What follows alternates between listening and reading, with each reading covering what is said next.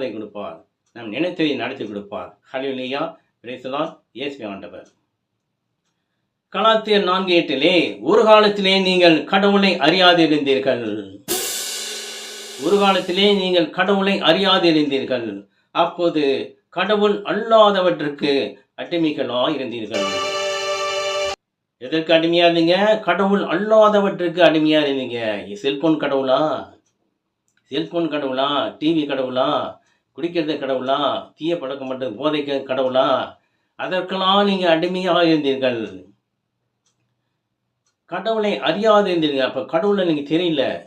கடவுள் எதுன்னு தெரியல. அதுதான் கண்டதை காட்சி கொண்டதை கோலம் அப்படின்ற ஒரு பழமொழி சொல்லுவாங்க. அப்போ எனக்கு குடிச்சாதான் எனக்கு நிம்மதி, குடிச்சாதான் சந்தோஷம்.